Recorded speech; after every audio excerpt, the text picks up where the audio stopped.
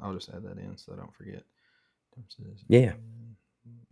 See, he's the one that has to be a lot more organized. I will probably just ask things like off the cuff based on whatever we are talking about. It perfect. Bro, the reason I have to is because if not, I will derail this conversation and it will turn into like 3 hours of me just like asking random shit, and then next thing you know, like we'll have your whole family lineage like brought up, and it'll be like, now, this is Zach's family tree. Like I have to. Here's where it all started. Yes.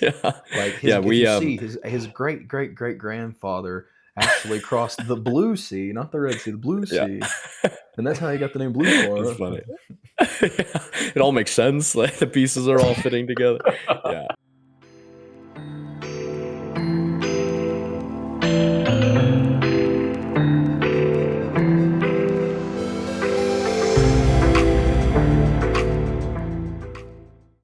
Welcome back to the Casting Cost cEDH podcast. I'm Blake.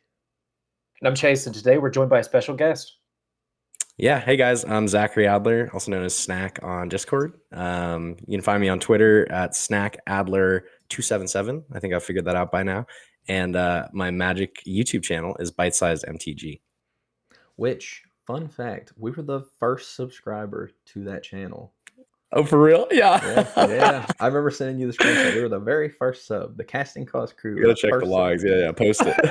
Well, dude, I saw where you had commented on our video, and then I went back like later that same day, and I noticed that your tag didn't say Zach Adler anymore. It said like, the bite size, and I was like, huh. Is he gonna start making videos? And so I clicked on it, and it said no videos uploaded, no subscribers, and I was like, subscribe. Oh man, that's so sick. We've come full circle. Hell yeah. Well, we won't be the first. Well, we are the first, but we definitely won't be the last. So anyone just tuning in with us, like, go ahead, take a pause, go ahead and subscribe to Zach's channel. Appreciate it. Yeah, thank you. Go ahead and do that, and then come back to us and let's finish the discussion. And subscribe to us. And subscribe to us because I think we're still like 80-something% of people have not subscribed to the channel. So it's crazy. Just do it. But it's so free. That makes no sense. I don't get it. I actually don't know. Like, why not just subscribe? I don't know, dude. But something that I've noticed is that ever since the Invitational, I feel like you have been everywhere. Blake just mentioned that you started a channel. You've got some videos out. Before we started recording, you were talking about like, you've had people that you've been working with here recently. I feel like you've like almost done like a tour recently on things. Like, how does that portion of things feel? It's been a little crazy, to be honest with you, like overwhelming in a really good way. I was kind of just like, after winning, I had so many ideas and thoughts, and I can kind of break down all the directions I've been going in the past month, but I've gone on so many YouTube channels. My friends are like, I see you everywhere on my feed, and it's the worst. Like, I just cannot get you off of here. So, so it was a great tour. It kind of felt like, like when I'm not like equating this from like oh, look at me, but like when an actor does a movie or something and they go on like the late night show and they go on, Conan, and they do kind of like you said, like a tour. And I think that should be more standardized. Like, after someone wins a big tournament, I would love more content learning about them, who they are, like just like the Pro Tour. Like, the Pro Tour has so much of that going on. Oh yeah. And I just think it's really cool to do that. And so I just took it upon myself to like say, hey, I'm going to start this channel. I'm going to make a video and talk about the Invitational. If it does well and people are receptive, then I would love to just start doing some content to just help people get better at the game and really just offer some more perspectives that I didn't see being as well represented, except for, channels like you guys, Critical EDH, like people that really talk about theory a little bit more than just like, like a gameplay episode, I guess, or just a top 16 breakdown. And while those are super useful, I think people are wanting a little bit more meat on their bones instead of just a little dive into the content kind of stuff. Yeah. Well, I think that, and we've talked about this before on the channel, but you kind of see like everything kind of like funnels in on itself. Like, if you think about like where we are at in this like little cEDH funnel, like at each level you go up, you get more broad. Like, there's more people obviously in that pool, but a lot of people don't make content way down at like the tip of the pyramid or the funnel because, like, again, we are kind of like a niche space. Like if you look at the number of people that compete in like the Topdeck Invitational or like the Topdeck season, like it's way less than the number of people that are going to be sitting at like a Friday night F&M, you know. Totally. But so I think that it's very easy, especially as a content creator, you want to set like a little bit higher up in the funnel because that's where a lot more like views and subscribers and things like that are. But then the people that get down to the bottom of the funnel, we're almost like starved for content.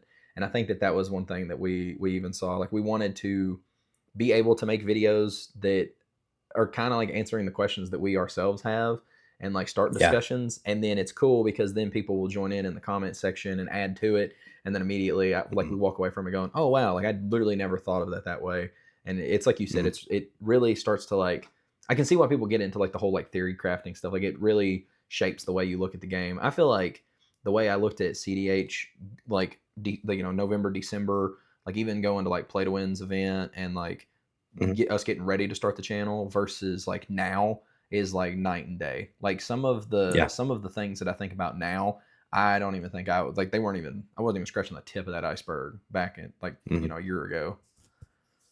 Yeah, I think you get a lot of ideas too, because you're like, oh, that would be kind of a cool video. You know, like my friends and I, because really my channel it's not really about me, put like a, spotlight on myself in particular. Like I really want it to be about points of views that aren't talked about as much. And and like I know if I did gameplay or top 16 breakdowns exclusively, I probably would get more views, and that's fine.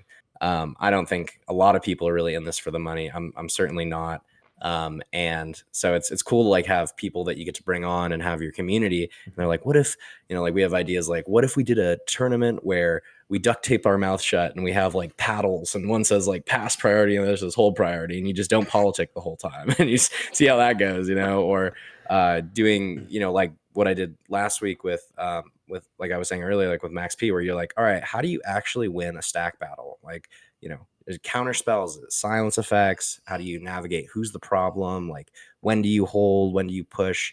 And just like you said, like, I think people are really starved for that kind of content. And it's why we're seeing it sort of shift, in my opinion, from, the early days of content, of cEDH content, which were mostly like we talked about games and breakdowns, into theory, strategy, and really cool, unique ideas. So I'm excited about the direction that cEDH content is going personally. Nice, dude. Heck yeah. No, well, I think one of the, and Chase, I don't mean to keep interrupting if you do want to add anything at this point, but like, I think one of the biggest questions that I had for you, and I guess it's nice because this kind of segues into it, and I may have even texted this to you, but like, I feel like anytime I find somebody that's really good at something, they literally look at and approach the game or the hobby or whatever it may be from just like this totally different like axis. I don't know how else to explain it, but like it's almost like they're looking at it from like a totally different angle than everybody else. Like, everybody's seeing it in 2D and all of a sudden you're the first person to like see it in 3D and you're seeing all these things like behind the curtain that other people don't see. Like what do you think was like the moment where you just like it all, I guess, like clicked and you were like, I'm good at this game, or like you had that like huge level up? Like what was it that happened that you were just immediately like, oh no, I could be really, really good at as like a cEDH player or like a TDH player? That's a really good question. I don't think anyone's asked me that before, so I appreciate the insight. So just a little background. I played chess competitively when I was a kid. So I finished 25th in the nation in 3rd grade. And that was like my early competitive background. So just like, I think of cEDH like kind of, I mean, it's so hard to explain it to people that don't play it. And I'm sure you guys have done this, because you have family members, especially with content, and they're like, oh, like, what's this YouTube video you made? And I have no idea what you're talking about the whole time. I have people are like, you were just speaking a different language who don't play Magic. And I think about cEDH kind of like, I think a lot of people use the Catan analogy because it's, it's like a 4-player political game. It's easy to equate that if someone's played that. But for me, it's like cEDH is playing chess with 4 people with a million different chess pieces and like extremely higher complex rule set.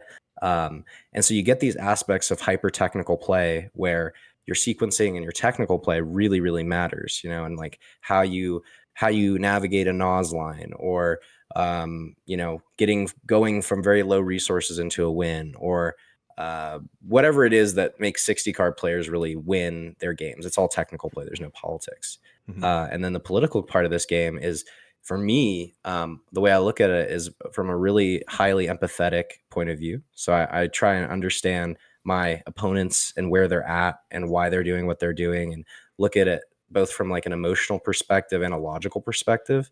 And so I really don't try to tell people what to do. I try and say like, all right, this is how they're looking at it. This is probably what they want in this situation. How can I align my needs and my desires in this game with theirs in a way that creates mutual benefits? It's like, what am I getting out of this? You know, and that's what I ask myself a lot in political deals, is what am I giving my opponents in this situation? Sometimes that bites me in the butt and I give too much away, and I'm trying to work on that a little bit, because there's a lot of games where I give assurances like, oh, I promise I won't win, and I offer that before it's asked, to create, you know, a sense of like, you know, safety and comfort in the game. And so to kind of wrap that all in a package, I think about cEDH from those kind of two aspects or axes, where it's one side, highly technical play, decision making, you're on your own, you're like in your zone. And then the other side is a really highly emotional, empathetic game where your senses have to be super open to everyone and allowing a lot of information and input in, and being able to work with people from like a human-based perspective, and not from just like a gameplay point of view.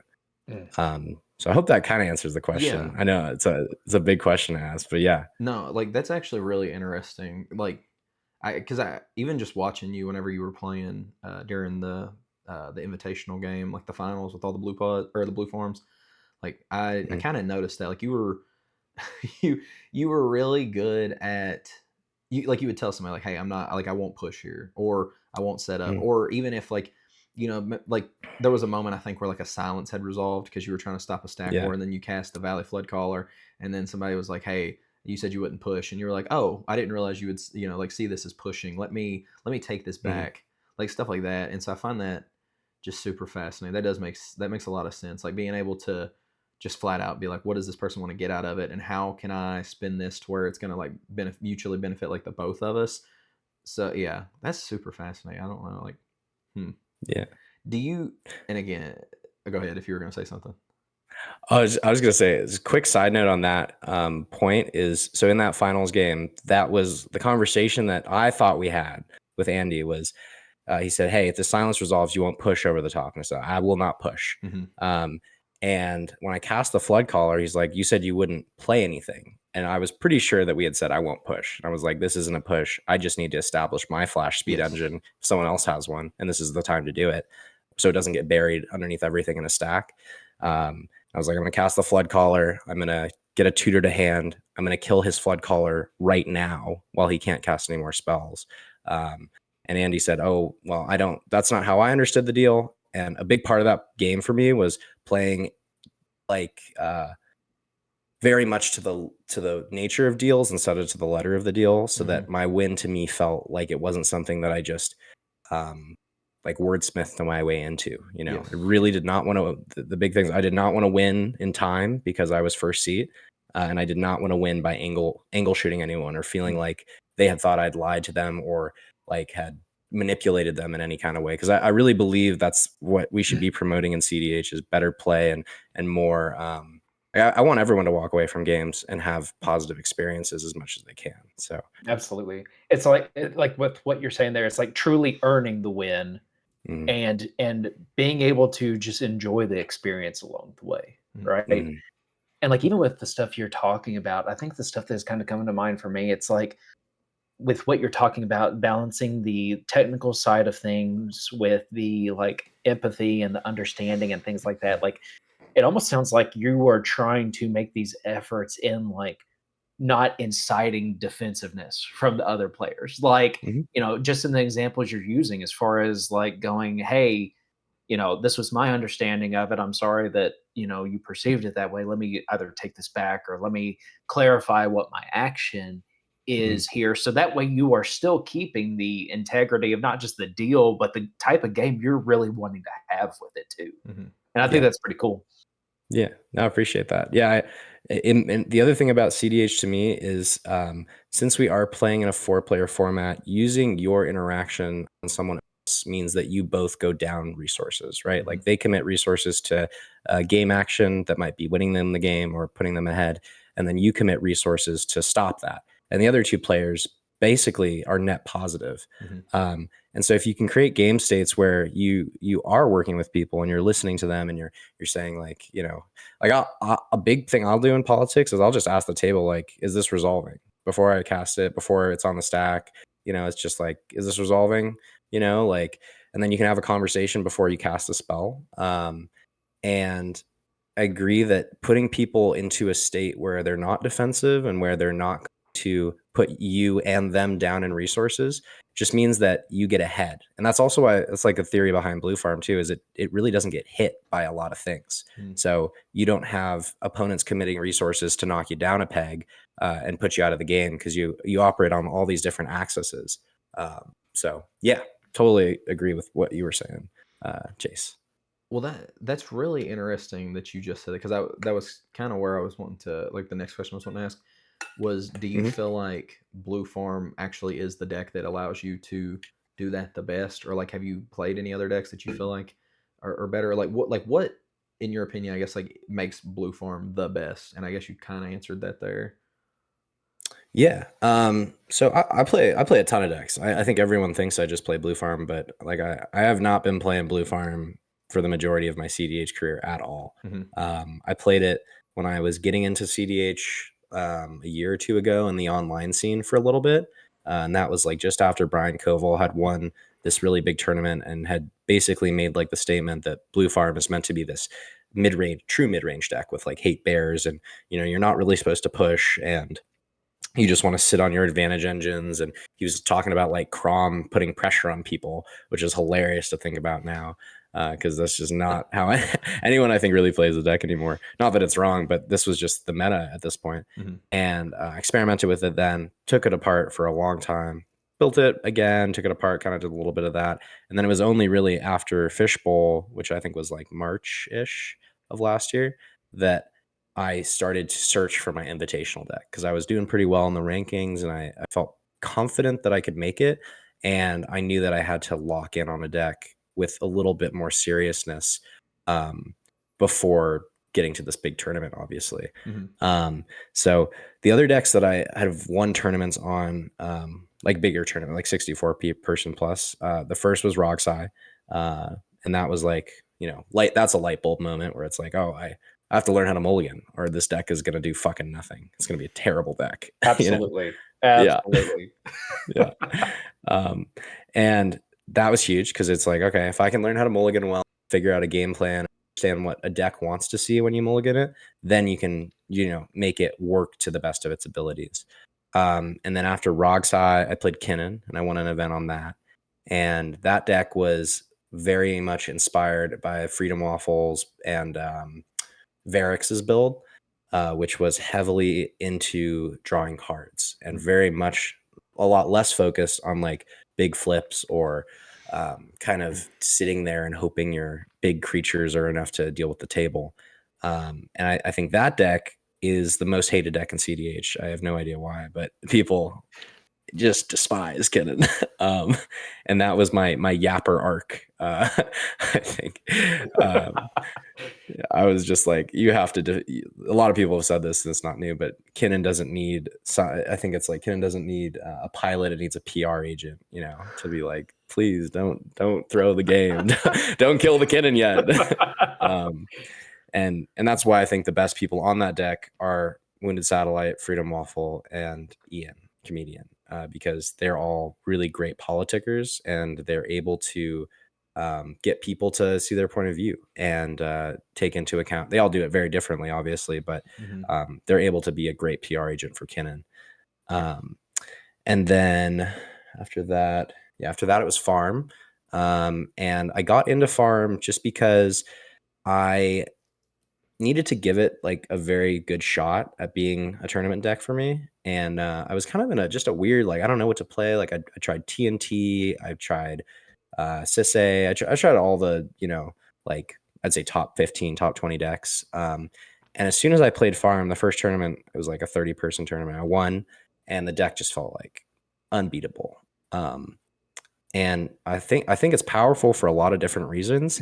But if I were to say like big 3 reasons why this deck is the best in the format, the first is what I talked about before, which is because it operates on so many different axes, it can't be hated out of the game very easily. So you have a turbo plan with Nas and Necro, Thoracle, quick breach wins. You have a card draw plan with Rhystic Study, Fairy Mastermind, Esper Sentinel, essentially these card draw outlets. And then you have a creature plan, which is like Tymna, Lotho, DRC, Facebreaker, Tymna Crom, obviously. And that's kind of like, a lot of people call that the worst plan of the deck. Just because you're on board and you're easily interacted with, like Bowmasters can take out your board. Card draw hate, Mayhem Devils, all that kind of stuff. But you can always pivot between those 3 sort of axes. And if one gets shut down, like a Rhystic Study gets countered, you're like, all right, I'll cast a Tymna and a Crom. I'll draw cards that way. Or if my Nas gets countered on turn 2, I have easy backup plans. So that's huge. The second is the card quality is the highest in the format. There's like a theory that Blue Farm solved. I think it's mostly solved, but not all the way solved. And the amount of good cards in Sans Green just allows you to say, like, I can play the best staples that we have access to. So just high card quality is another big point of it. And then the last thing is density, to be honest. If so many people are going to play a deck and all the best players play the deck, then it's going to be the best deck, right? So you get way over representation. And we don't even know if it's the best deck, because it's like if you had the top 10 players all playing, different decks, there could be a huge meta change and meta shift. Right. A lot of CEDH, I think, is like a follower effect. So we see it as the best deck because the best players are winning with it. But that's kind of my breakdown on Farm. No, I think that's great. And Blake and I, we've had numerous discussions on Farm, like within the past like couple months. I feel like even before the Invitational. Just to kind of touch on something real quick. I love that you mentioned like you went from like Rogsai and then into Kennen and then finally kind of settled on Farm as like the serious deck. And it kind of reminds me back to one of Blake's videos, like the first deck tech he did with Eric from Critical.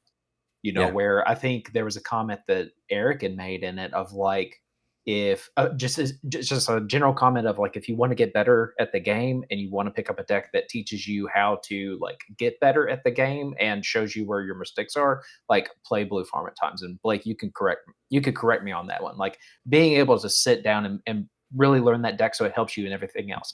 I like that you almost had this moment where it was like the opposite of that, where like you were playing Rogsai and you're having to really learn like not just the turbo game plan, but you have to learn like the mulligans, and you have to like really pick the window of opportunity, and like you have to get out from underneath everyone else. And then you're talking about Kennen, and you're talking about I had to learn how to politic, and I had to like be able to kind of sit back on these engines, and maybe to some extent you have to be a little bit patient with that deck because the windows are they're just not as open as some of the other decks in the format at times, for the exact reason you mentioned of like Kennen Pilot sits at the table and the other 3 players go, well, fuck, how are we going to deal with this? Especially since like here recently, like there's been a few different iterations of that deck, but I did want to touch on, just that comment you were making there, because I think that through playing various decks like those, it really sounds like you were able to kind of pick up on the skills you needed to play in this space. And then once you got to Blue Farm, it just sounded like it was like just a natural progression into it, and plus like with what you were talking about there of like the different axes and being able to pivot and things like that between Rogsai and Kennen, like you have to understand those game plans in order to make those pivots in the Blue Farm deck like you're talking about. So, so I think that that's cool. that your experiences led you to this. Yeah, they absolutely did. It's and I really think people should be playing a ton of different decks and trying different strategies, and different decks are going to make you better at different aspects of the game. I think that's just like a natural. That's how it goes, you know. Like if you, for example, if you really want to get into the weeds, you could learn to play something like Anala or Sisse, which you have to know the lines. Like you just have no option but to know the lines. And if you don't, you're going to suck. But if you do, you're going to be phenomenally good. And then the other thing I just want to touch on was I played a ton, like I said, of Timna Dargo and Rogthras before the Invitational. Those were like my two, I call them like for fun decks, I guess. And each of those also gave me a ton of points of view on how to play Blue Farm better, which was the main deck where I was like, I take these lessons that I get to learn on these decks where I have to play in a specific way to make the deck work at its best. And I can take it back to Blue Farm. You know, Rogthras, it's like the accumulation of engines and the flash speed. Like I think Rogthras may be the best flash speed deck in the meta.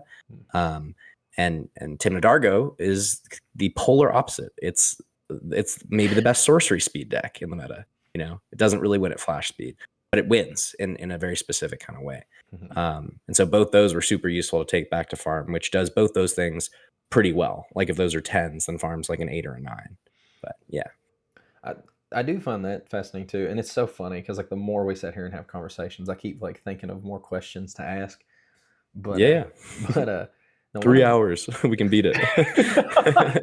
Hell yeah. No, one of the things that I wanted to ask whenever we said that, because like it kind of like what Chase was saying about Eric, like the best way to understand like what a Blue Farm pilot is seeing is to pick up the deck and actually like see the cards in your hand. Do you feel like the best way I've described it is like some people have like a pet deck, like a deck that they actually just like. And it may, you know, and a good example is I'm just going to use is like, say, like Mono Green Selvala. Like you'll see, we have a friend that's, and I mean, he's good at cEDH in general, but like he really likes Mono Green Selvala, so he'll play that. How do you feel like you go about, I guess, navigating, I guess, playing a deck versus like playing cEDH? Like not necessarily, you're not just playing, hey, I'm playing this deck, like this is what this deck wants to do, and that's what I'm doing, versus like you're actually playing cEDH, like you're you know, using the stack, you're politicking, you're, you know, like threat assessing, you're doing all these things. Like how do you, I guess, like what would be your advice for people to like, I guess, like bridge that gap faster? Well, let me make sure I'm fully understanding the question. So from what I heard, you're saying like you have people that are just like they have their pet decks or their deck specialists, you know, and it's like my deck, if I take out everyone else, is going to do this game plan. Like if I'm goldfishing on Moxfield. And then cEDH is the interplay of how my deck as a solo factor interacts with 3 other decks and 3 other people. And like how those two are different. Like how do you I guess like how do you help somebody bridge that gap? Like they go from just playing like my deck does this and I'm only doing this versus like I'm actually playing not necessarily like the game of cEDH, but like I'm playing all the different aspects of what make up cEDH. Yeah. Well, I think they're totally different things. And we do kind of, I think sometimes conflate the two because you think, well, I'm bringing my deck and I'm going to do what my deck does. And if you are inflexible, it becomes very hard to play cEDH well. And that has a ton of caveats because it's like if you're playing RAL, there's very little difference between playing your deck and playing cEDH. They're relatively the same.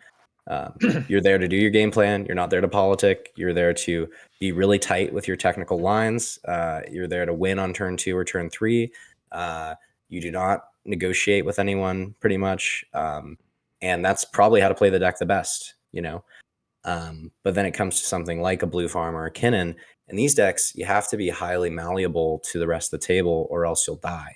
You don't survive those kinds of games. And that's, for me, why I personally like to play decks that you need to be good at cEDH to play. Like I don't actually really like playing RAL that much, even though I really respect the deck, because you're pretty much just playing the deck. You're not playing the game to an extent. Same thing with Atali. Atali, you do not need to play cEDH to play Atali well, from my perspective. And I could be totally wrong on that. But I think you can get by on playing your pet deck and not really playing CDH. And it's essentially just kind of like a, goldfish simulator, which can be super cool and fun to play. But I think if you want to get better at CDH, you have to play decks that are not like goldfishing them won't make you. It's not the only thing that you need to do. Like you have to be able to play with the deck through interaction, through politics, hold things, understand your windows, threat assess the table, like do all these things that we kind of talk about as like core tenets of the game. And to do that, I think you do have to play decks that are willing to be like to bend and not just to have a singular game plan that they're going to shove down your throat into known interaction, but that's my perspective, and I think I could be totally wrong because like Atali just won the biggest tournament of all time, and that's they won on turn 2, and it was like there could have been no one else there, and he would have had the same exact game, to a degree. Like I'm sure there's aspects of his mulligans that change and that kind of stuff, and that's something that does change with playing actual CDH versus just mulliganing. Is your mulligans do have to change based on your pod composition and your seat order. And also early game plans generally do change too. But yeah, I think, does that make sense? Like how I answered it? Yeah. No, that makes a lot more sense. Also, just one second. I plugged my laptop in. I forgot to do that. Oh, yeah. No worries. I was sitting there and I was listening to you talk, and then the screen went dark for a second. And it did like not all the way dark, but it got darker. And I was like, oh, shit. Fuck. No, that made I finally got it down to lock, like charge my stuff before I'm halfway through, but I've done it like every time.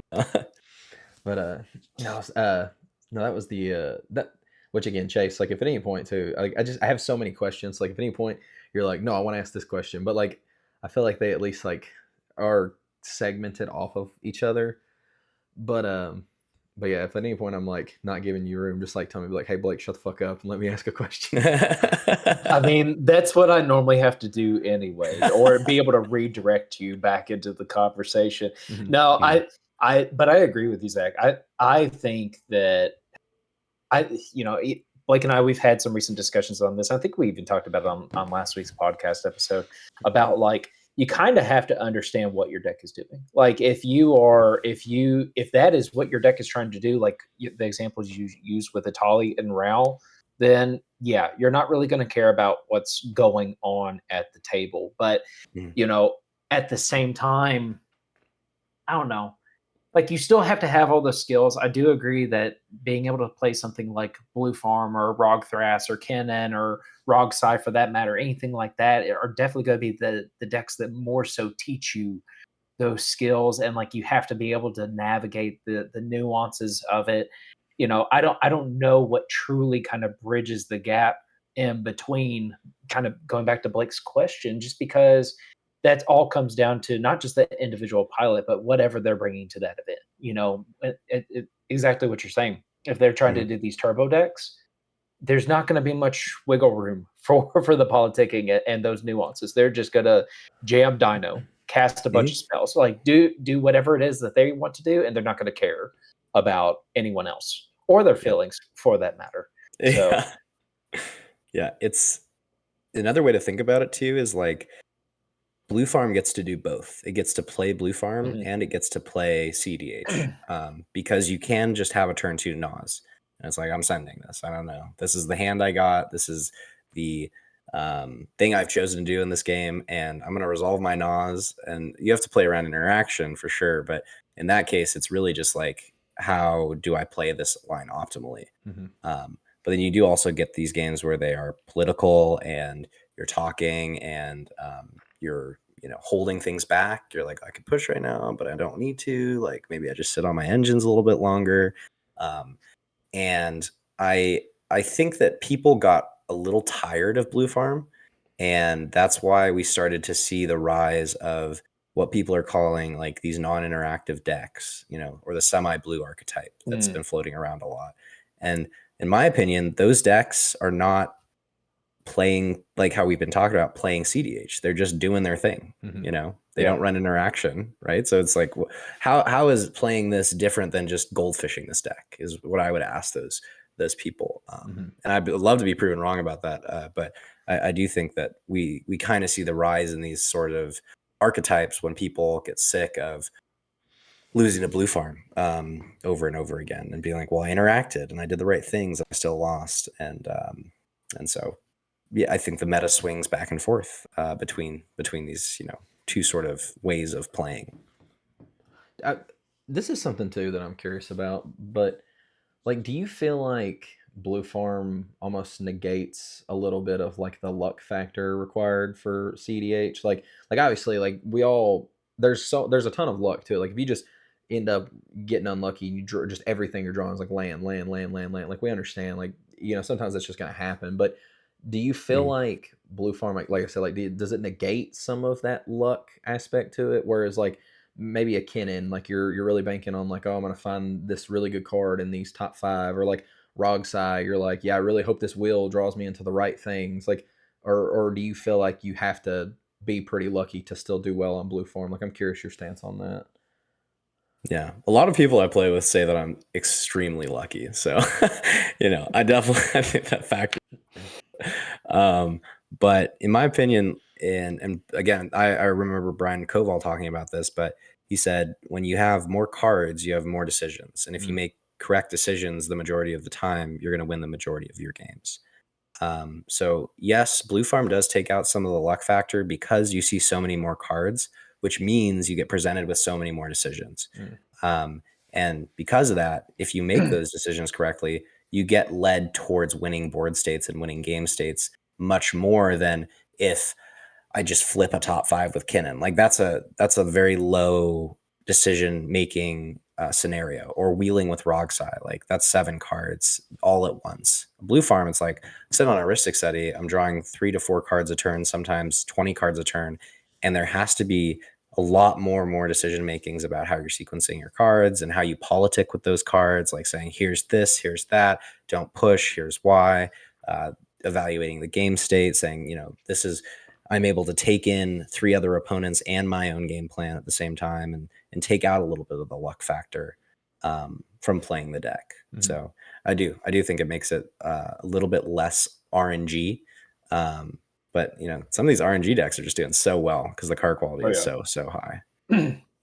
Well, and I guess kind of piggybacking off this question, then something I was thinking about, like something I've talked on the channel before quite a bit, is the idea of learning how, and it's part of that pivot, but like the idea of being able to kind of switch back and forth between being reactive to the game and proactive in the game. So you're talking about being, like you made the comment a little bit ago about being able to, oh, maybe I could just sit back here. Like right now, it's not the window for me, and I'm drawing all these cards. You just said there of like sitting back on a Ristic Study, drawing more cards, maybe even seeing like 20 plus in the game. Obviously, like that's probably the go time. Sometimes, Blake has had situations where he's had 20 cards in hand and just doesn't have the win. But I think that's an Esper thing. When do you know? Like, when is the moment in the game whenever you kind of go, okay, right now I'm being reactive, I'm doing a little bit of the politicking, I'm making these deals, and now it's go time. Here's my window. Yeah, that's a great question too. I think that it's like everything in cEDH is like a nuanced and very specific to wherever your situation is. So I don't know if there's necessarily like a one size fits all to this question, but it is very much so like I think I'm constantly doing cost benefit analysis in my head and looking at things like when you're evaluating a board in a game state, you have to think, all right, first of all, what other decks am I playing against? Is there highly interactive decks? Like, are there Esper decks that I'm playing against? Are they Sans Blue? Are they going to have any counter magic? Are they having open mana? How many cards do they have in hand? How many counter spells do they usually play in their deck? What other niche interactive spells like Besejus or Odawaras or channel spells could they be playing if I were to push right now? And it's so much like data that you have to gather and like process at once that it's super hard to know like when your actual window is. Usually when you have like 20 cards after heuristic study, it's either because someone's pushing or there's multiple heuristic studies getting fed. And in those kinds of game states, it becomes even more complicated as to find your window, because the same time you're finding your window, someone else is probably looking at the same window. And then you enter into these stack wars. And I think the stack battles are really fascinating and really hard to navigate. But I'm starting to kind of understand how to do that more after playing some really, really good players this year, and even simulating those kinds of games where like we go like after Colorado tournament, Mortal Kombat, we went home and we were at the Airbnb and we set up what we called the end state of mid-range hell. And that's like everyone has a value engine. Everyone has, a certain amount of cards in hand. People have this many resources for mana. And you play a game like the stack battles that you see in high level tournament gameplay, so that you can stress test yourself and really understand like when to push, when to hold, when to say like, I'm not interacting with this. This isn't my spell to fight. I'm going to be passing to you for XYZ reason. But just from like a more general perspective, like the times when I think I can push are when I'm at advantage and my opponents are at disadvantage. And that's, again, board state advantage, card advantage, and mana advantage. I would say they're the big three. And if I'm looking at like an example from a game this weekend was I had a Narset player who had tapped out for a fish, and they had drawn a decent amount of cards. A Blue Farm player who had a Draneth Magistrate out, 2 open mana, and like 3 cards in hand. An Orzhov player who I gauged was a little bit newer to the game and wasn't perceptive about what was going on, and had tapped out as well. So in my mind, I'm thinking Blue Farm could have a piece. Narset could probably have a piece, free piece. Blue Farm might have a non-free piece. And so I had a Mystical Tutor in hand and a Revel in Silence. And I was like, all right, I can't cast Timon and Crom, so I can't progress myself from like an engine point of view. And I asked the Blue Farm player, who's a buddy of mine, I was like, hey, I have a Mystical Tutor. I'm thinking about what I want to get. Do you want to show me a piece of interaction so I don't get Naws here? And we just get blown out by drawing the Narset player a bunch of cards with the fish. And I was like, if you show me something, I can wheel us and we can all be reset to parity of all having 7 cards in hand. And he's like, well, I don't have it. And I was like, all right. So that means that I only have to worry about Narset having a piece in this situation. And so the cost benefit analysis is I have a silence. And if that's not answered, I can cast the Naws. If it is answered, I can still go for the Naws, but it's much higher risk because I'm going to be drawing them a bunch of cards, and I'll be lower resources because I'm pushing a win, not just sitting back waiting to counter stuff. And so the silence resolves, and then I cast Naws and go for it. But that was just an example of I'm evaluating board states, mana, and cards, and figuring out if I'm at a state of advantage with the pieces I currently have in hand, or if like the Narset player had an open mana, I probably would not have sent it right there, because the odds of them having, 1 mana interaction is much higher with like 15 cards free interaction. Yeah, absolutely. Like, and even as you're talking, I'm just like, I think I can see where the chess player is coming out. Because like whether it's interaction or pieces you're putting down or pieces that you're revealing. Like what's coming to mind for me even with that is just like, okay, he's taking these opportunities to, he might not be actually casting the spell, but he's putting his pawn out there. And he's seeing what he can get. And then if he has to sacrifice that piece, he's still going to find a way to advance his own state, right? Because sometimes you have to do that. Sometimes you have to kind of, and again, I'm going to kind of reference to last week's episode. Like sometimes you have to either abandon your plan or kind of do something like that in order to kind of figure out what is going on at the table. I know for me, like I've had moments in our locals where like I'm not really sure what's going on at the table as far as like there's a bunch of random stuff, but a lot of people are open and there's a lot of interaction. And I'll just like throw a silence out there. Yeah. I'll just be like, okay, you got it. And it'll get countered. I'm like, okay, cool. I'm still going to just start putting pieces down, and they get so mad at me. But at the same time, I just made you waste that interaction. And now I know kind of where everyone else is at. And so, I guess kind of see it like how your brain operates through those scenarios is pretty cool. Even relating it back to the game that you started out as a kid. So that's awesome.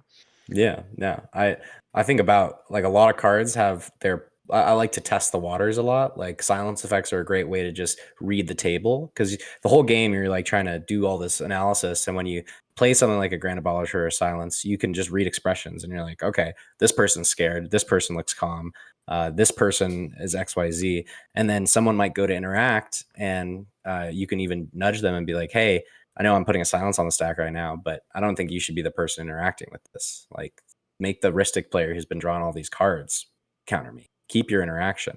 And I just think like the pieces that you use are it's great to bluff that you're going, or to just, like you said, sacrifice a pawn, you know, because at the end of the day, all your resources, just like money, are only going to be useful to you as long as you're alive. And you got to be using them at the right times and the opportune moments. So, yeah, no, I love thinking about cEDH from like that perspective. It's what really makes me enjoy the game. See, I'm like almost the opposite of Chase. Like I don't want to, because, and I guess it comes down to the fact of like I think of it as like this is my precious resource. I don't want to be down anything, because like obviously if the silence resolves, that's fine. But I kind of like what you were saying. And Chase gets so mad at me because I'm not intentionally slow playing, but I play slow as fuck. Like, Yeah. so like, but it's because like I love Esper, but I cannot win the fast game. Like it's just I have to slow everything down. I try my best to like get people talking, and this may not be right, but like I try to get people talking. I want people afraid to cast things. Like I don't want everybody to necessarily like know all the interaction there. I want people to be afraid to like commit a lot to the board, like as far as like a win attempt. Like value is fine, because I know that as the game goes longer, like I'm potentially going to be able to find my value engines. And used to, I was more keen on like countering value engines, whereas like again talking about Xander, he made like I was talking to him, and he is really big on, obviously, like I would rather have nobody have a value engine, or I would rather like multiple people have a value engine, because I feel like when one person does, it incentivizes that person to like push, because they know they're going to draw in like more cards and answers for the people trying to stop them. But if multiple people have it, it kind of like slows the game down a smidge. It does. And so I don't know, like I hate doing that. Like I would much rather be like, hey, I have this Grand Polisher, what do you have for it? And if they're like, don't do it, and they show me the Force of Will, I'd be like, cool, save that for some other shit later. Like I don't need that. But Chase will, dude. He'll just be like, you got it, Blake? And I'll be like, dude, I'm saving this for like so and so over here. And he's like, no. Like, okay, mental misstep. It's now or never. Yeah, like dang it. Yeah. And then he'll show me, like there's some times where he's done that, and then he showed me his hand and he doesn't even have a win. Like you fucking around. Yeah. I think both of those things are actually super duper important, because like on one end you could go too soon and feed someone else a win, right? You're like, and it's the thing about a silence versus a Grand Abolisher is like I can win on top of people with silences. I have to cast my Grand Abolisher on my turn at sorcery speed. And if I press that button too soon, I might expend the resources and the counter magic, and then the next person can push. But on the flip side, like I don't know if like how much of the games you guys play are timed rounds, but a lot of my rounds are in tournaments. I don't play a ton of just casual cEDH. And if you get to the board states, which we, a lot of people call like mid-range hell, where people are developing their value engines, no countering, it's not a win attempt, those games often go to draws, just because it's like no one can actually win that resource battle unless you're a very specific deck. In my opinion, Rogthras is the best deck at doing that, because like I had a game last weekend at a tournament that I won where it was the finals, and I just had a Rograk, a Thrasios, a couple other creatures, 2 Biomancer's Familiars, a Cradle that tapped for like 6, and a Boro Breeze Caller. And That's stupid.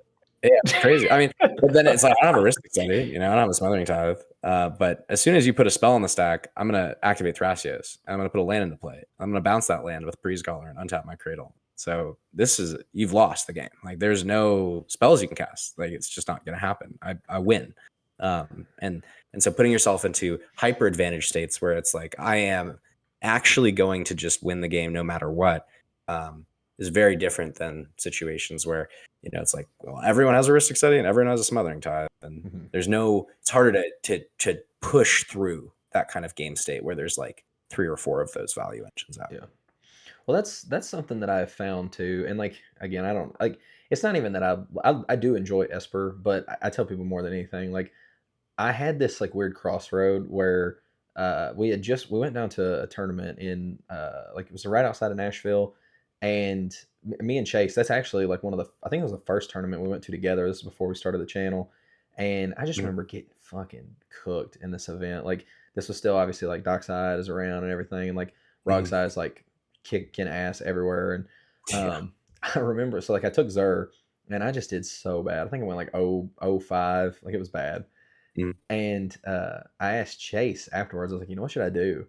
And he just told me, he was like, yeah, just play Blue Farm. It's like, it's Esper, but you go up a color, and it's, and I drew the good win conditions. Yeah. And I just drew the line in the sand. I was like, I don't even care to necessarily be good at like, like I want to be obviously good at cEDH, but like I want to win with Zur. Like Zur is the thing I want to be doing. So like even if I know that it's disadvantage and it's not as good, like I want to win with that. And I even had that same conversation with like Matt Hayes, and he was telling me, I love Matt Hayes. He's such a good dude, bro. Matt's so fun. He's a super cool dude. I'm gonna visit him in Hawaii every. But yeah, heck yeah, dude. I've been able to get some games in with him, and dude, he's so good. And like, but it's kind of the same way. He's on Blue Farm right now. But if you ask him, like his favorite deck is Talion, and we were chatting about again like how farm, obviously, like they have such efficient win conditions. They have so many. It like early on you don't notice the fatigue like in an event, but as the day goes on, like those super long games with like lots of stack battles and everything else, like when you're playing these like again like Esper and like Dimir and these other colors, you just by the end of the day, even before you get into like Top Cut, you're just so mentally like fatigued. And do you find that like Blue Farm has, I guess, like, or have you noticed that playing other decks, like you'll feel that like you start to get that real bad fatigue, and then has, I guess, like playing, like Rogthras or playing Farm, has that helped mitigate some of that? Or do you feel like you still get a lot of that whenever you're playing in like these big events that are timed? Yeah. A couple things on that note. So I have some odd practices and recommend anyone else do, but this is just how I work. The first thing is I don't eat during tournament days. I just find that one sec, sorry, my roommates want to play board games. Hell yeah. Okay. Totally lost my train of thought. We were talking about fatigue. You were talking about not eating on tournament days. Oh yeah. God. Yeah. Okay. So yeah, highly don't recommend that to anybody else, but that's just for me. Like I am mentally clear throughout the day. I have usually a coffee or like an energy drink in the beginning of the day.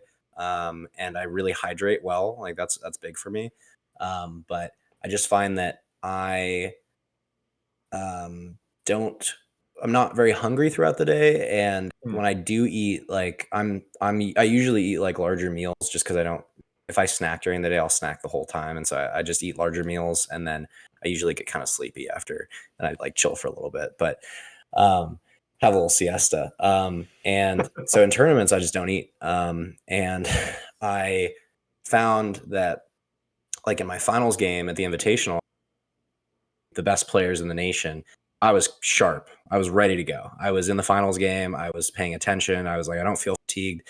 And nothing against my opponents, but like they had mentioned like, oh, I'm really hungry. Like I just need to eat something in the game, and it's, I think being like physically prepared for tournaments is one of the most important things you can do, just for mental and like feeling good throughout the day. And I got that from wrestling, which I'm sure we'll chat about at some point, but being prepared to wrestle or to play cEDH is the first step in winning. The second part of that is it absolutely matters what deck you're playing. And the thing about farm is it's like, I'm trying to think of a good analogy. It's like 9s across the board. Like it's a 9 in turbo. It's a 9 in the mid range. It's a 9 in the end game. It's a 9 with card advantage or card draw. And there's decks that are 10s, like Shorakai probably draws more cards, like card for card, than Blue Farm. And Rogsai is a faster deck than Blue Farm. And, Rogthras is a better endgame deck than Blue Farm in a lot of ways. But having 9s across the board means that you get easy wins. And those really take off a ton of mental fatigue, because you can have a game end on turn 2 with a Nas, which is great. You're just like, boom, out of here, go hang out, chat with people. And that's a full game where someone else is grinding the whole time and like just doing all these mental gymnastics. The other thing about farm is having access to silence effects is extremely underrated, and it takes off so much mental strain when you're winning. Because as soon as a silencer effect resolves, your like threat or cost benefit analysis becomes much like your GPU processing power just goes way down. You're like, the only things I have to worry about now are channel effects, pretty much. And so you get to operate your lines without having all 3 players in mind, just thinking like, how am I actually just winning the game right now? So I think farm specifically is a great deck, keeping mental strength throughout the day. Another maybe better deck is Roxai, because you do get more easy wins and you get to force draws easier. And what I mean by that is if you don't win early, like if you get stopped early, you kind of just sit there and wait and hold on to your interaction. Maybe you can push in the mid game, but you're just so disadvantaged compared to these other decks that have such superior engines. And you get a lot of easy wins. So you're like, I have, a lot of games that end on turn 2 or turn 3 with Roxai. And that means that I don't have to pay attention to my opponents as much. I don't have to do as much threat assessment. I don't have to politic as much. And so I'm naturally just much clearer just playing my game. Same thing with Atali. I'm sure that you don't have too much mental strain playing that deck. But the last thing I'd say is I won my last event on ROG, or I won my last event on farm, and then one last week was on Rogthras. And that deck, halfway through the day, I was like, this is a freaking grind. Like, I have to do a lot more politicking. My wins have to be cleaner, and I'm not as experienced with the deck, so I was still like, I don't have the lines as second nature. I don't have access to silence effects. So it's like, if I want to push, I have to have good pushes, and I have to deal with a lot of problems on board, because I'm not going to be able to win the game that fast generally. Sometimes you can have crazy hands with Rogthras, but those are few and far between from my experience. So Rogthras is a deck where it's like, that's going to tax you a lot more than playing Blue Farm. So yeah, that's my 2 cents on the mental strain thing. No, I got you, man. This is something else too that I noticed, like, and I wanted to ask it right then, but then like I don't know if you've noticed, man. I keep looking down because I keep like jotting questions down that I think of. But I remember you mentioned like you have like these 3 specific things that you're looking to develop. It's like your mana advantage, your card advantage, and then you said like board presence or like board advantage. I think it generally those 3 things are like how I've is I'm looking at mine versus other people's, and I'm saying, am I ahead in these 3 categories? Am I ahead in 2 of them? Am I ahead? But in terms of like just when you're trying to win the game, I think cEDH at its core is just card advantage and mana advantage. Okay. And then when you solve those 2, like the simplest way would be like, do I have heuristic study and a smother? Like those are 2 of the best engines for those 2 things. The other way to look at it would be like, an ad nauseum is kind of both card and mana advantage, because you're drawing cards that give you mana to push you ahead. And some engines operate faster than others, and some engines are more resilient than others. And in game, I generally am just trying to solve those 2 problems for myself. And if I can get those solved, then you get to start playing the game of figuring out your window, politics. But in opening hands, and this is super deck specific as well, but you're generally just trying to solve those 2 sides of the game. And once you have those solved, then you just try and build them and create outsized advantage, because your opponents are also going to get card and mana advantage in specific kinds of ways. And if you can outcompete, then that's when you have higher chances of pushing wins. Okay. Do you have one that you feel like do you feel like you try to establish one typically like first over the other? Like, are you typically going for the mana advantage or the card advantage first, or does it just kind of dependent? Yeah, so I think card advantage is better than mana advantage, just because card gives you mana advantage. There's a lot of times when you sit on a bunch of mana in a deck that can't you know, like things that don't have outlets, like Blue Farm, for example. Like it's great to have a Smothering Tithe, but you still don't have anything unless you develop a Tymna to draw you cards, you know, and then you can start leveraging both. Thrasios decks get to use their mana advantage to become card advantage. Like I said with Nas, like Rogsai uses its card advantage to become mana advantage. But if you're playing like Glarb, for example, and you have like 20 mana, the highest thing you can do is just cast the spells you have in hand and surveil. Like you can't put that mana anywhere useful. And I think the peak is when you're able to match the card and mana advantage so that all the cards you draw are able to be cast. And that's why Flash is so good, is because you're maximizing both of your resources. You're saying every card in my hand can be cast using all this mana I've generated. So there's another reason why I think like Smothering Tithe and Professional Facebreaker is such a phenomenal combo, is it solves both those problems in 2 cards. Okay, that's super interesting.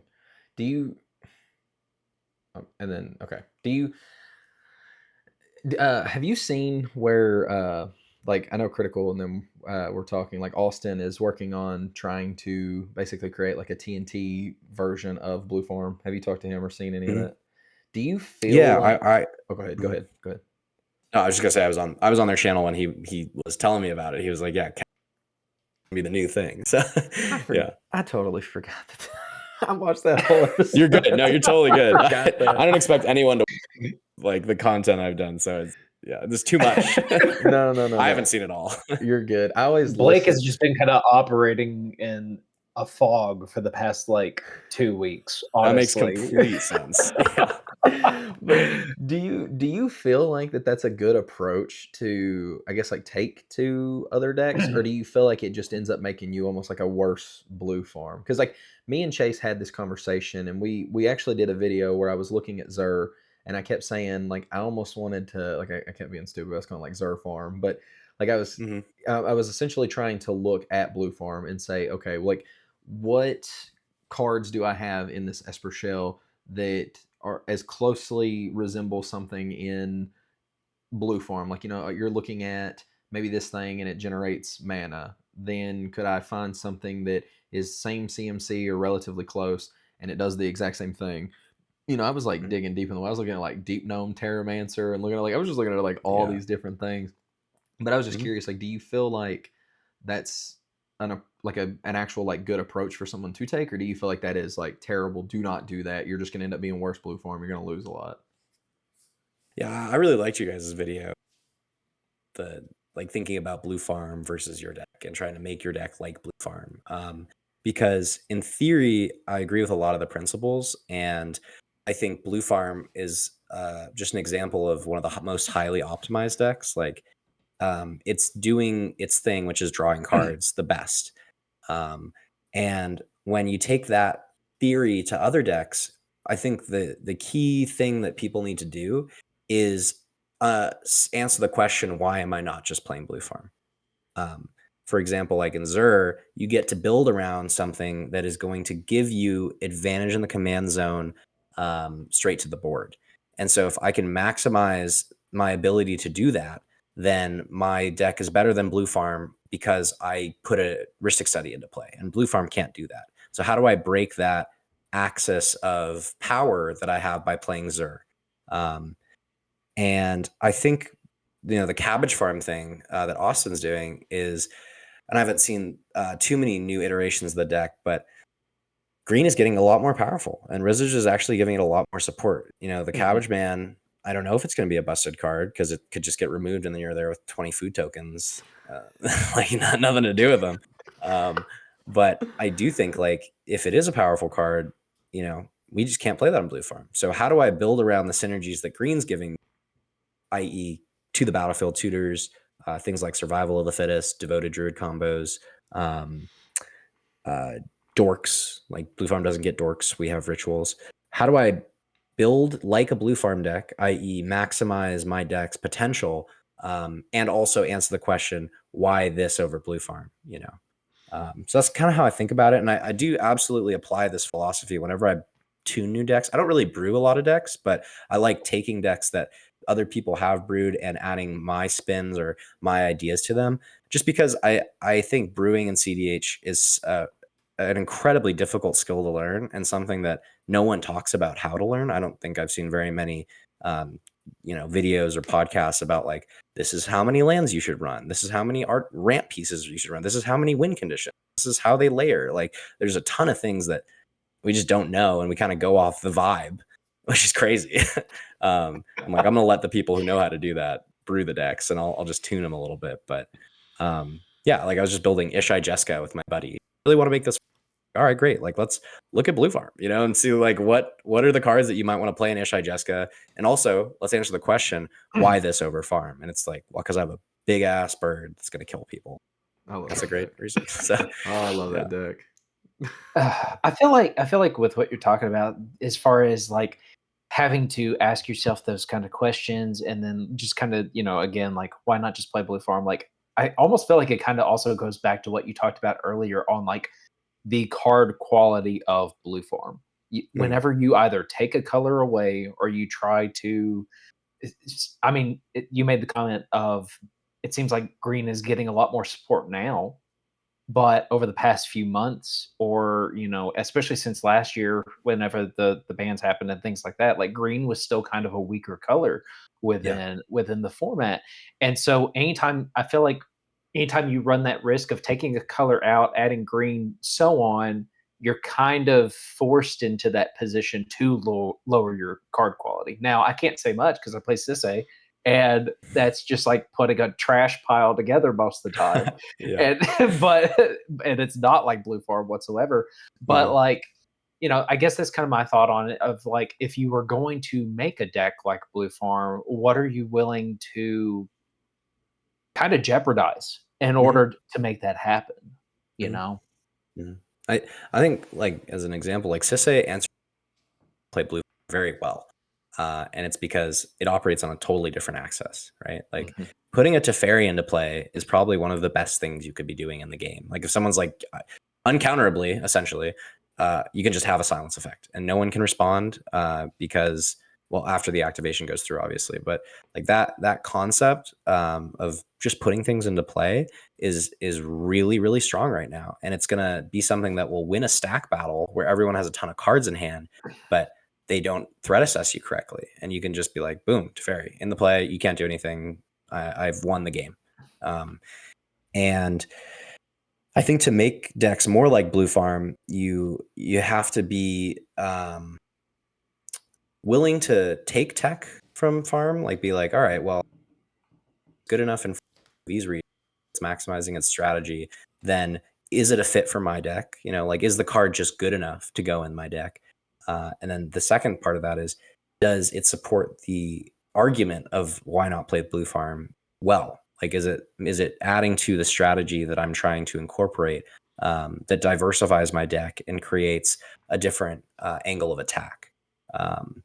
And I, like I said, I think Sisay is really well positioned right now, and it's tough that it's in a turbo, what a lot of people are calling a turbo meta. I don't know how turbo it is.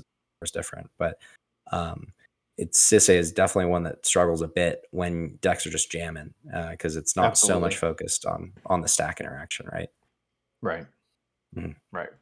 Well, and I guess kind of segueing to something, just a little bit different, and it's still kind of within this realm of like card choices and kind of why not Blue Farm. But we talked about this before we started recording. Blake and I have seen this over the past few weeks. You mentioned that this has been a lot of discussion on Twitter as far as what version of Blue Farm, right?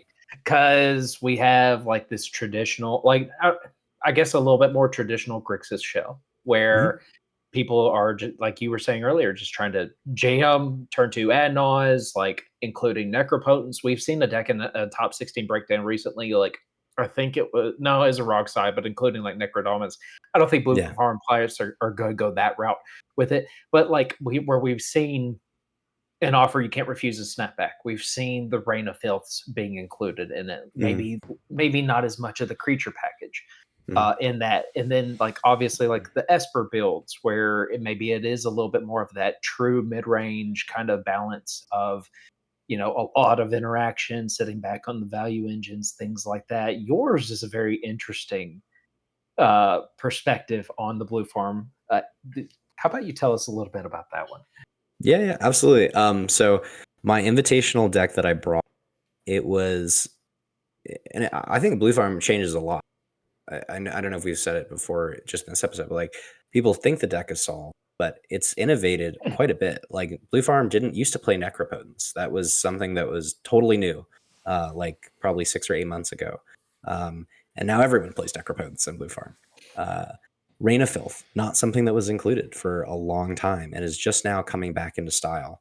Snapback Offer, those are new tech. Things like Delny, definitely not something that was played in traditional blue farm a year ago. And I think we saw a lot shift with blue farm post ban. Professional Facebreaker is another card that was just not played at all and is now in every blue farm deck. And my build was sort of when I was building it with a buddy, with Alex Stockwell. He's one of my locals. He's another player who top 16 the invite. He and I were talking a lot about like the turbo versus the control. And we tested out a lot of cards from both. So usually it's like 90 card shells with 5 to 10 cards of difference. And the control builds were really focused on like, I would say more like an Andy Beach style of playing the deck, which is you're higher on cards like Dranith, Magistrate. You're playing hard removal like Swords and Path. You're usually playing some sort of board wipe like a Toxic Deluge. You're higher on mid-range pieces like Knuckles, the Echidna. You're trying to essentially play more control game and not as much of the turbo game. And that's still very like contextual because you can still rip a turn 2 Nas with a control blue farm. Like those 10 cards aren't going to make the deck super different. But they do like push it in a direction, especially when you're mulliganing it. This is kind of what my deck's meant to do. And then the other side of the blue farm aisle, which is the turbo side, in my opinion, is really championed by like Tremnek. And his build is focused on playing cards that are going to accelerate you. Those are things like Snapback and Offer. Free Interaction, Offer is a ritual most of the time, not a counterspell. Cards like DRC, Facebreaker, Bergie, and Flare, and Jessica's Will. It's like a 5-card red package that he included and that was super new and not being done before. And he built the deck to be turbo first, mid-range second. And so we tested all these cards. We tested, those 15-ish cards that I just talked about in the 90 card shell. And we sort of like, all right, let's go for full turbo. Now let's go full mid-range now. And then we settled at like the midpoint of and a lot of the cards that we included were the cards that performed really well for us in those tests. So in my games, Snapback and Offer were consistently great. Having removal that is hard to read because like I could be tapped out and they'd be like, oh, well, they don't have it. Like there's no removal. And then you can snap back something. And then having that double as a free spell that you can offer and gain 2 treasures, going from 1 to 2 mana makes or breaks games with low resource games or post-Nas. And we also, Alex really liked Delny and Grinding Station. He had been high on Delny for a while. That's a much more mid-rangey piece. People think it's for Tymna, and it is, but primarily it's for all the other creature-based engines in the deck. Lotho, Fairy Mastermind, DRC, Esperset, like pretty much every creature in the deck. Facebreaker, they all get double triggers off Delny. And it ended up winning me, I think, my finals game at the Invitational, just by having Delny, Fairy, and Lotho in combination together. And then the other card that was kind of an interesting one was Grinding Station. That's a card I think it's the worst card in blue, just because it has so low functionality, but it is able to make Breach much more compact and much quicker and higher velocity. So you can just have Breach plus a mana neutral or positive rock and a Grinding Station and you win. And that can really open up quick windows. So in my mind, Delny and Grinding Station, Delny is like a mid-range pivot and Grinding Station. So you can say, I'm going to search for one of these cards in the right window if I need it. And then the last card that I think is impactful in that invitational list was Mayhem Devil, and that was a card that was like out of nowhere just popped up in like a ton of people's lists, and we hadn't like talked about it. We hadn't had like a coordinated like we're all gonna play Mayhem Devil at this event, right?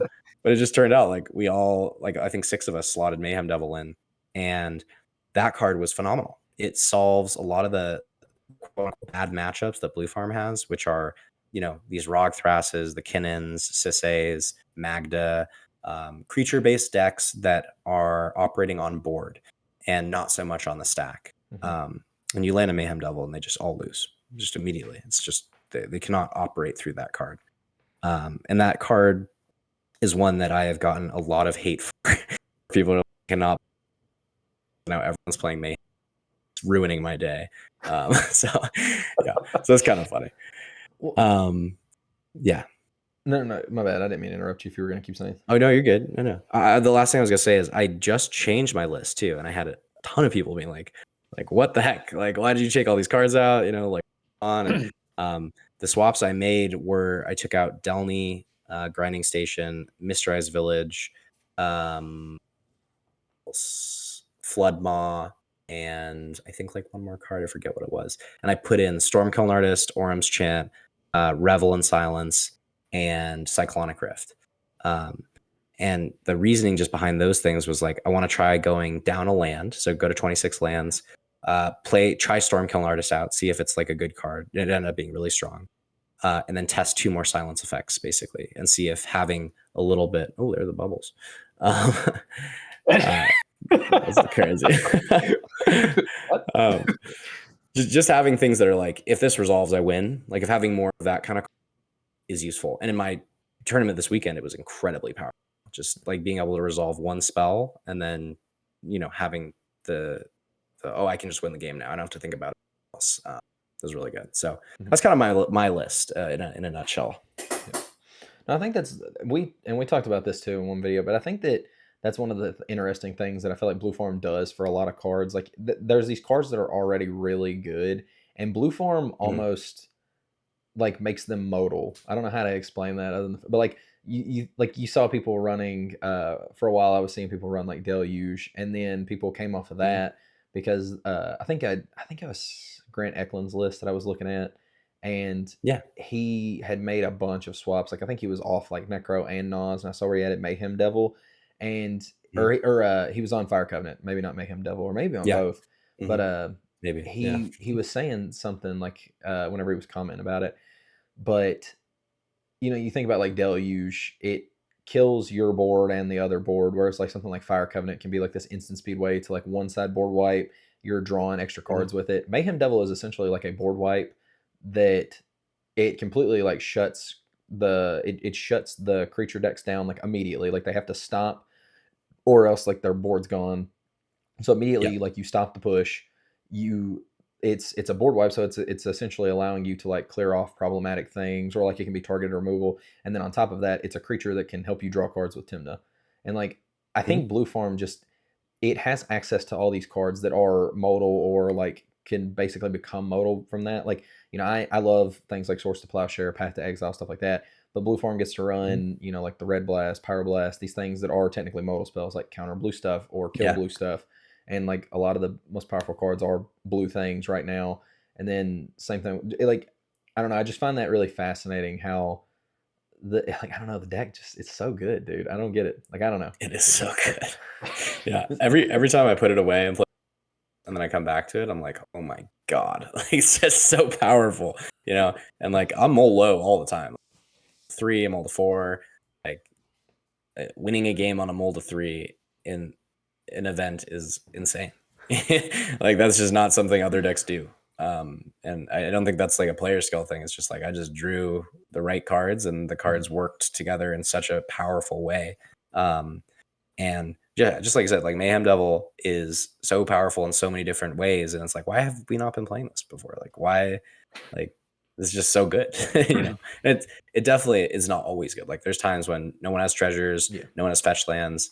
It's just not getting fed to kill stuff. But like with the way farm is built right now, there are so many treasure generators. Like the whole deck is basically either rituals or treasures, and treasures are phenomenal. So everyone else is trying to do treasures too. But yeah, I got you, man. I guess, man, I'm trying to like. I feel like I have questions now that are just like they're stuck in there, but like I don't want to interrupt, and because I want to listen, and that's why I had to keep grabbing my phone and like I'd type it down, and then I like forget some of them. It's so bad, but no, I guess okay. Like, do you for instance, like as I'm guessing with the invitational stuff, and I just haven't paid enough attention. Have you started doing like any more coaching and stuff like that with people? Yeah. So I've done, I haven't really advertised it a ton, but I think I have like 6 or 7 clients right now. Like I just had someone reach, and that's great. Like I'm super down to help people and like be of service. I wish I could just do it for free, and not charge, but I'm 26 and I don't have that kind of money yet. And also I'm just so busy right now that like I just don't have time to do a ton of stuff in general. And so I can, make it like a more reasonable thing for myself. I'm like, at least this is earning me a bit of money. So Absolutely. yeah, the coaching has been really fun though. Like getting to learn how to work with people and create systems for them to learn that's unique to them has been what I'm focusing on. So I really am trying to make my coaching a personalized thing where I can get to know the player, who they are in cEDH, what they want to do, how they play, what things they're good at, what things they want to work on, and then create like a custom plan where each session we can work through certain things, have them create actionable takeaways, work on stuff after the sessions, and then come back and give feedback and like kind of have it be not just me talking at you for 60 minutes, because I don't think that's how a lot of people learn. And instead, personalizing it, a little bit more and making it work for them. I got you. So what from your perspective, I guess, doing some coaching and also playing all the time, like you're seeing people in events, you're seeing people in tournaments, what in your opinion, and I guess this just goes for like the whole cEDH community, like all these people that you've played against, what do you think is the biggest thing people, I guess, are like getting wrong when it comes to cEDH? Like just, and obviously not everybody is going to, but like the thing that you're seeing like people mess up, I guess, the most, or what you would just consider as like wrong, like in air quotes.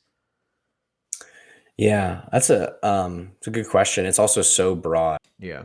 Kind of like there's so many aspects to this game that you have to get right in order to win.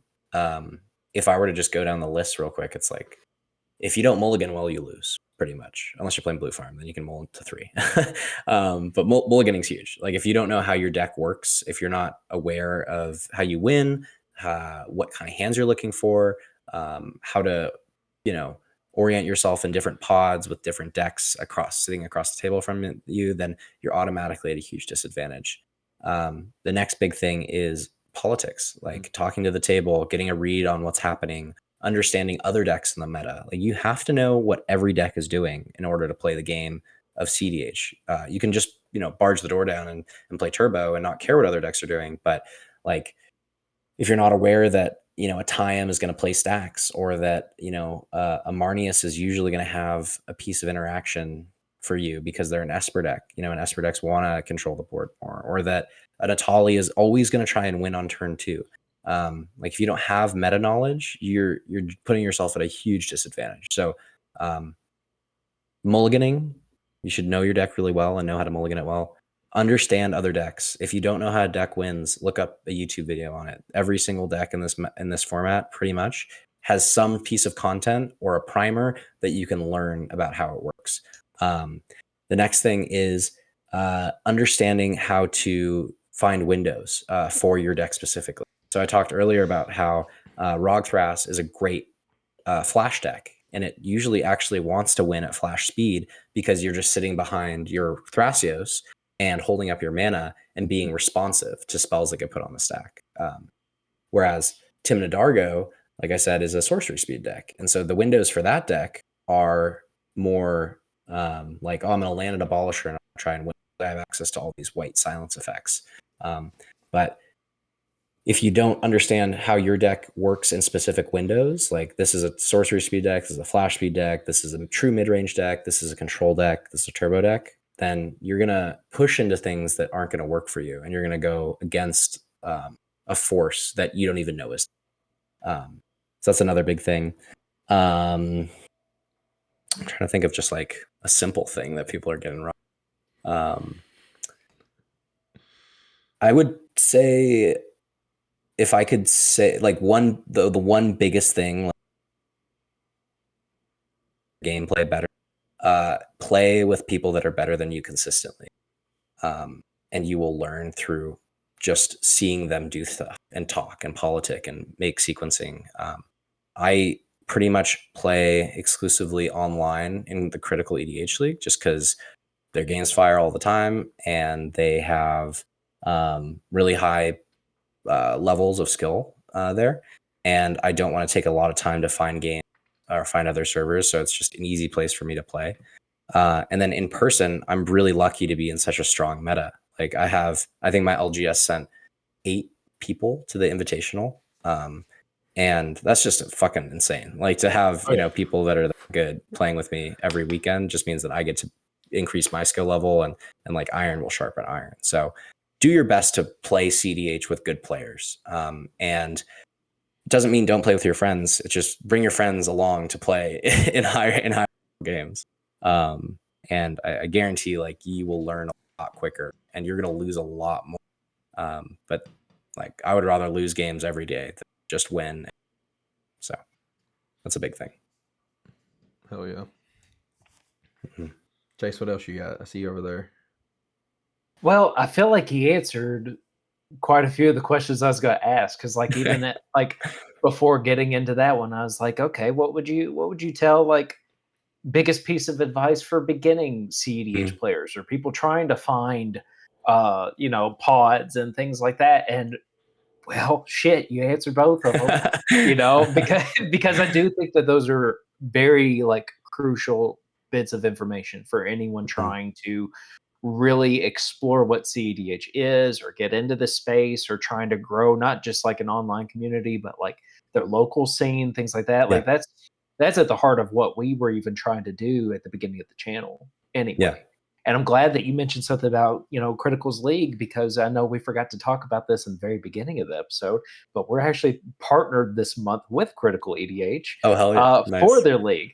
So just kind of quick plug in there of just like, if you're looking to get better, if you're looking to compete against, people like Zach and Logan and Matt and all these other and Kellen and all these other people that are just phenomenal in our space, like join our Patreon and get in the league and play against people. Like, yeah, I understand. Like, you kind of had. I know for me in particular, like as a player, I'm just like I don't know if I'm good enough, and I think that just comes back to you have to be confident in what in like your knowledge, and not just your knowledge of the game, but you have to be confident in yourself in order to kind of be successful in this space, and you can only do that through getting the experience. Yeah. Well, and also just like I spent a ton of time goldfishing on Maxfield, a lot, because it's like that's a super easy. Like if you're just thinking about things that move the needle forward, goldfishing on Moxfield so that you know your deck really well and you know how to win. Like if something people ask me for all the time is they're like, how do I go through a necro line? And you should not be figuring that out in a game. That's not the right time to be doing that. It's a bad idea because you're all nervous and you're like, fuck, I don't know what I'm doing and I'm fucking it up and I'm taking forever. And I've been there and I've screwed up necro lines and Nos lines and breach lines in game. And it's but something that really helps is just go onto Moxfield and just go through how you win the game, like literally, like put a necropotence out in the playtester, put 3 lands out there and practice. And then when you get to go into a game, you have this backbone of knowledge of like, okay, this is where I'm going. This is how I'm doing it. This is what I need. And it's not all put it on you in the moment to try and figure out how to actually win. So yeah, that's a big thing. Goldfish your deck and goldfish it to a win, instead of just being like, oh, this opening 7 looks good. All right, next hand, like play the hands out if you can. Oh yeah, absolutely. So I do have like obviously like I've kind of exhausted all like the actual serious questions too, but I do have a couple of fun questions for you. Or at least I think sure, yeah, fun because I'm interested. So what is your favorite like fringe deck? Like something that's not in the top 10. Like if you just like you're not allowed to play anything in the top 10, what would you be playing? That changes all the time. And I actually do play with fringe decks. I goldfish fringe decks a lot. And I used to build them more at a little time. And I would play them in my locals all the time. And the one that has caught my attention most recently, Gwenum, the mono black commander. It just top 6 or just top 4'd a gold event, a 64 player event. So I was like, hell yeah. I immediately went to the guy. I commented on his mox field. Let's talk. And so I'm gonna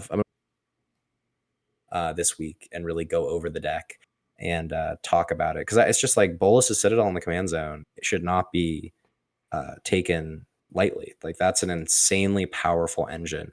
And there's downsides, of course. Like you have to attack with it. It can get bounced. It can get countered. Usually it's going to sit around for a turn before it can attack. But no one's playing responsibly. No one has removal nowadays, and you're mono black, so people are just going to disrespect you. So I think there's a lot of cool stuff that it can do. But that's one I've been playing a lot, and it's really, really cool. So if you haven't looked it up yet, go check out the EDH top 16 results and just play test the deck. The goal for me was get Gwenum out, and that's it. Do that as quickly as you can, and then just go through. Just wins. Yeah. Hell yeah, dude. That's so cool. I just built a Gwenum list too, so I'm so excited to play. Nice. We literally were going to record. Cool. We were going to record gameplay, and then the day that Chase was going to come over and we were going to record, I was like, "Hey, sorry, I'm going to the hospital. We're having a baby." Good luck. Yeah, I watched the video where you were holding down the fort, Chase. So. Oh, thank you. I appreciate that. I was trying. I was you like, you did great. Another question that I have for you, because again, these are just the fun ones. Yeah. So this was somebody had asked us this on our our 1,000 subscriber like Q&A episode, and I am curious your perspective. But like, if you had to ban 2 cards and unban 2 cards to, I guess, like make the format like healthier, make it look more of what you would want it to be, what would you ban and unban? 2 cards. Well, Heuristic Study is 100% the first ban. And I actually think like 99% of CDH players would be behind a Heuristic Study ban. Okay. Yeah. Like we just see how it warps games. The second ban is a little harder, but I think it might be like a Born Upon a Wind or a Valley Flood Caller. Not totally sure about that. There's so much flash right now that it's like if you ban one, people are just so I don't know if that really solves the problem, but Heuristic Study for sure. Another ban Magda. I hate playing against Magda. Hell yeah. Get rid of it. They're the worst. No, Magda players are great, but I hate playing against Magda. So we could be the official Yuriko haters. You could be the official Magda player. Yeah. They're never trying to help. Like, do not let them help. But yeah, those are my 2 bans. Unbans, everything. Unban everything. I don't see a reason to have anything banned. Like, we're playing CDH. We should be playing with the most powerful cards. Why are we limiting ourselves based on some arbitrary, thing that 4 people decided on? And I'm not going to go into the whole Commander RC thing, because I don't want to get hate about it. I'm just saying, like, like, let's bring it back. And if it's a problem, then we can, as a community, decide, and I don't know what that really looks like. But if I were to just say 2 cards, like, I think Dockside and Mana Crypt would be great. I would love to play with those again. Yep. And I would also probably build like a Leovold deck if that got unbanned, because that just sounds like a lot of fun. Hell yeah. Yeah, dude. No, I caught so much flack whenever we were doing our unban episode, because like Chase took it serious and he was like, "Let's unban, Mana Crypt. Let's unban Jeweled Lotus," and then he's asking me, and I'm like, "Hull Breacher, Tolarian Academy." Like, yeah. I'm down. I would love to play with Hull Breacher. To be fair, I said Flash. I think I said Flash and Tolarian, or Tinker. And people. Oh yeah, Tinker sounds like a blast. Yeah, it's fine. We already have effects like that in the format. Yeah. Let's go for it. I said if we were gonna ban 2 things, I was on board with like Heuristic and Brain Freeze, and simply because I think that it allows like the non-blue like breach lines to still exist. But I feel like Brain Freeze is just one of those cards that it makes the breach lunge just so much easier. Like there's only, I mean, there's literally like you have a selected number of counter spells that are truly going to like stop that card, and then other than that, it's like, did I get there? Okay, cool, I win. You're SOL. Yeah. I would be okay with a partner ban too. Like, you know, like you can't play partners anymore. I think that would diversify the format. I think we would probably just realize Kinnan is the best. The like apex predator. I don't know what deck could compete with Kinnan. I'm sure Brea stocks would go up, or some, you know, Sans green deck. I have no idea. But yeah, I to be completely frank, like I have not been playing cEDH long enough to even consider the ban list. Like it just doesn't even exist. I don't think I could tell you what's on the ban list because I just never even thought about those cards. Yeah. And then another question I have. So like obviously you can add other to this, but if you had to build around like I guess one color, like no matter what, like every deck you now build from now on, like it has to include this one color, what color would that be? Okay, so I could have other colors included. Yes, yeah, you can add, but like you would never be able to play any deck without that color in it. I feel like black. It's got to be black. All the fun spells are black. Okay.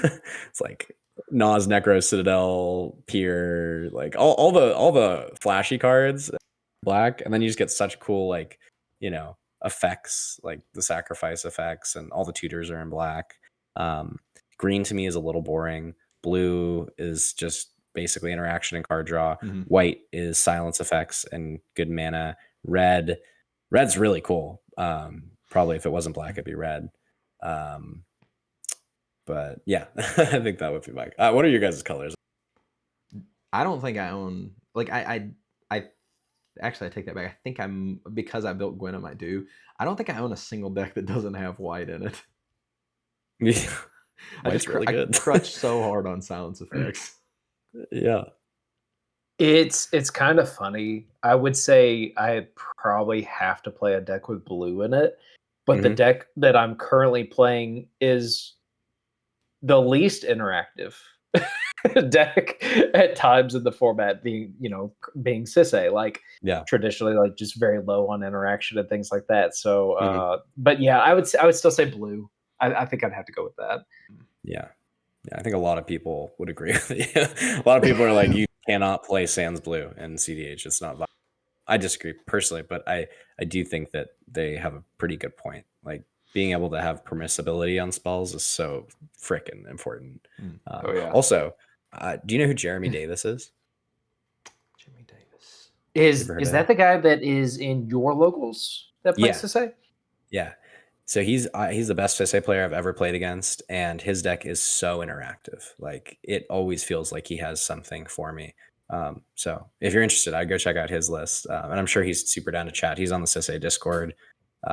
But yeah, he's like the best Sisse player I've ever played against, bar none. I got you, brother. And then I guess the only other question, unless Chase has something, but like what's next for you? Like what are your next like goals, like next milestones? What's going on in the life of Zach? Yeah, I appreciate the question. So essentially breakdown. I'm still playing Magic tournaments. I've gone to three weeks in a row. So that's been a lot of fun. Just grinding those and having fun playing at my levels, playing with all the buddies who I get to play with in person and online. I'm really working on the YouTube channel. I'm trying to get more consistent with my release schedule, and I've recorded a couple videos recently that I'm super excited about and that I think are going to be really, really fun to watch. So stay tuned for those. Also, if anyone ever has like recommendations, I'm here. I want to make my channel, cater to what people actually want to see. So I'm really open to input and advice. I'm trying out Twitter. That's been an interesting experience. I'm pretty low on social media as a whole. Browsing, because I have a pretty addictive personality, and if I give myself the option to, I will. But it's been really cool to like just post about random stuff and like comment, and trying to post some more of my tournament results and a little bit more about my list changes, and it seems like people are interested in that kind of stuff. So glad to be doing that and to be engaging online there. And then a side note, I'm doing coaching. I'm more than happy to chat. I'm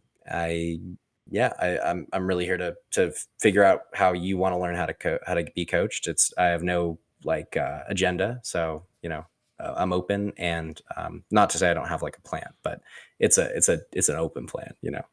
And then the big thing is we are about a month away from launching a California EDH circuit or cEDH circuit. And that is super, super exciting to be working on. Essentially, we are going to have a California statewide circuit, just like Topdeck did nationally. And players will be able to compete in California-based events, grow in the leaderboard. And then at the end of the year, we're going to do an invitational alongside an open where the top 64 players, or top 68, we're going to make sure there's no 3 pods this time, are going to be able to play and compete and ultimately decide who the best player in California is. So super pumped about that. We are going to be announcing that at Fishbowl. So if you're coming to Fishbowl, get ready, because that's the first event we're going to have. So yeah, that's the big thing. That's awesome. Yeah. No, I don't have any more questions for you. Again, I think you kind of answered everything I would have asked. Anyway, Sweet. I was just going to give you an opportunity to kind of plug in whatever else you wanted to. And I guess that would be it. Is there anything else that you would like to kind of discuss? Just going to be, I'm going to Fishbowl. That one, a lot of people I know are going, and I wish everyone the most luck, especially Chase. I go kill it. Good luck on Sose. And then there's going to be another tournament after that called the Onboard Gauntlet that I'll be going to. And they're going to be doing, California is just doing awesome with events right now. So just highly recommend people in California, especially, but also anyone from out of state, to come check out these events and play in what, as a joke, but maybe not a joke, I think to be the best state for cEDH.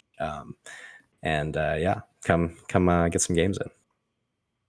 Hell yeah, dude. Yeah. Awesome, man. Blake, you have anything else for us? No. I asked a shit ton of questions, dude. We're just rolling. That was a solid sesh. I know. I'm proud of you. You reeled it back in pretty good at times.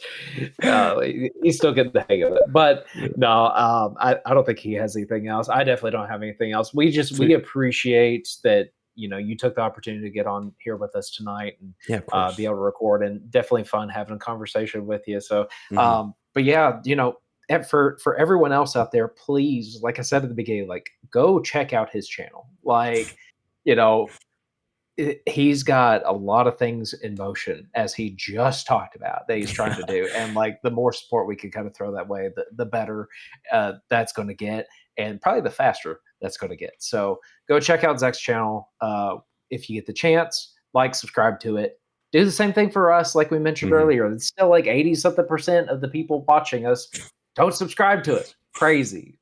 I don't get it. Just ridiculous. So, but anyway, if you guys don't have anything else, again, thank you everyone for kind of joining us today on the podcast. If you like what we're doing, subscribe, and as always, go play some cEDH. Hell yeah.